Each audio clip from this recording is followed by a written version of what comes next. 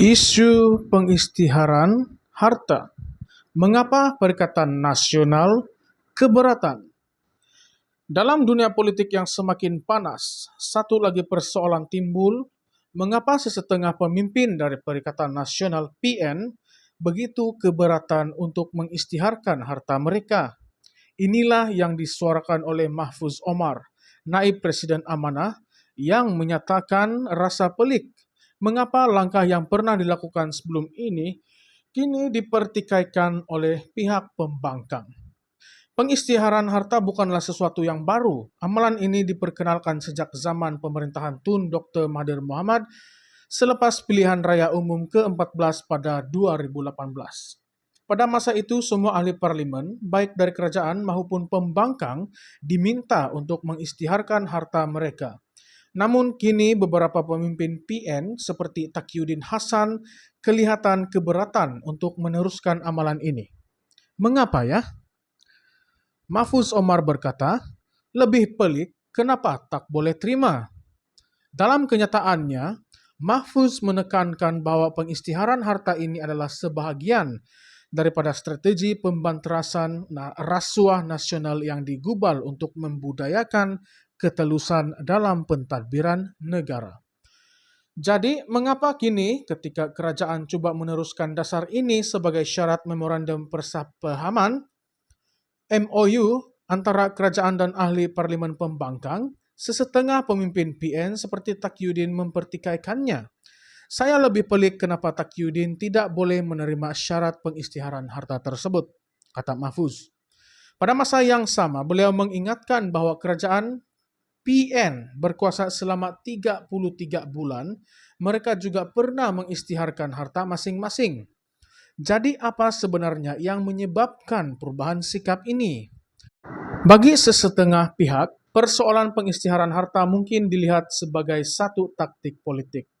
Namun hakikatnya, pengisytiharan harta adalah lebih daripada sekadar tindakan politik. Ia adalah satu langkah penting dalam memerangi rasuah. Dengan meminta ahli parlimen mengisytiharkan harta, kerajaan berharap dapat meningkatkan ketulusan dan mengurangkan peluang dalam korupsi untuk berlaku dalam kalangan mereka yang memegang kuasa.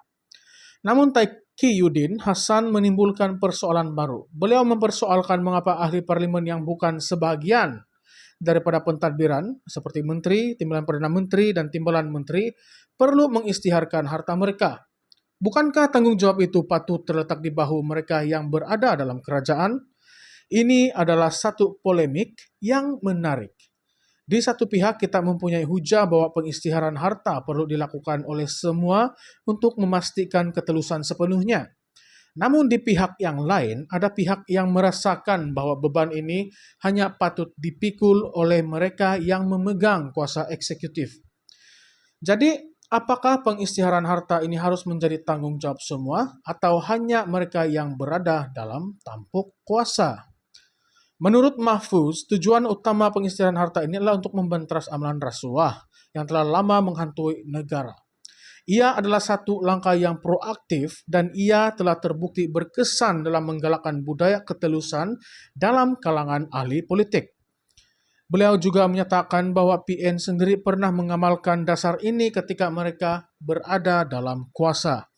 Jadi kenapa sekarang mereka keberatan? Mahfuz turut menambah bahwa ini adalah satu langkah yang baik untuk memastikan ahli politik terus bersikap telus dalam tindakan mereka. Dalam konteks politik hari ini, di mana keyakinan rakyat terhadap ahli politik sering kali tercalar. Amalan seperti pengisytiharan harta boleh membantu memulihkan sedikit kepercayaan tersebut. Jika tiada apa yang hendak disembunyikan, mengapa takut untuk mengisytiharkan harta? Inilah soalan yang terus bermain di pikiran ramai. Dalam perkembangan terbaru, Taqiyuddin juga mengesahkan bahwa pihak PN telah menerima draft MOU tersebut daripada kerajaan. Dalam draft tersebut, terdapat 7 syarat yang dinyatakan termasuk larangan berhubung isu 3R, yaitu race, religion, and royalty. Ucapan kebencian dan hasutan, Namun syarat yang paling menjadi tumpuan adalah keperluan untuk pengisytiharan harta. Mengapa MOU ini penting? MOU ini dilihat sebagai satu usaha untuk memperbaiki hubungan antara kerajaan dan pembangkang, serta memperkukuh budaya politik yang lebih bersih dan telus. Dengan menetapkan syarat seperti pengisytiharan harta, kerajaan berharap dapat menggalakkan kesepakatan dalam menentang rasuah dan menanam nilai ketelusan dalam kalangan ahli parlimen. Tetapi persoalannya, mengapa sesetengah pemimpin Perikatan Nasional seolah-olah enggan menerima syarat ini? Adakah ini tanda bahwa mereka tidak bersedia untuk bersikap telus? Atau adakah mereka merasakan syarat ini terlalu berat untuk dilaksanakan oleh ahli parlimen pembangkang yang tidak mempunyai kuasa eksekutif? Rakyat perlu tahu kebenaran dalam mana-mana sistem demokrasi. Rakyat berhak tahu tentang harta dan kepentingan ahli parlimen mereka. Pengisytiharan harta adalah satu cara untuk memastikan bahwa ahli parlimen tidak terlibat dalam konflik kepentingan atau rasuah. Rakyat Malaysia telah berhadapan pelbagai skandal rasuah sebelum ini, dan langkah seperti ini adalah salah satu cara untuk memastikan perkara yang sama tidak berulang. Namun, adakah rakyat akan terus dibiarkan dengan tanda tanya apabila ada ahli politik yang enggan mengisytiharkan harta mereka? Seperti yang Mahfuz katakan, ini adalah satu amalan yang baik dan perlu diteruskan. Taqiyuddin dan seluruh ahli parlimen pembangkang mesti menyokong amalan ini demi negara yang lebih stabil dan mampan, katanya. Kesimpulannya, masa depan politik Malaysia, pengisytiharan harta ini membuka perbincangan yang lebih luas tentang masa depan politik Malaysia.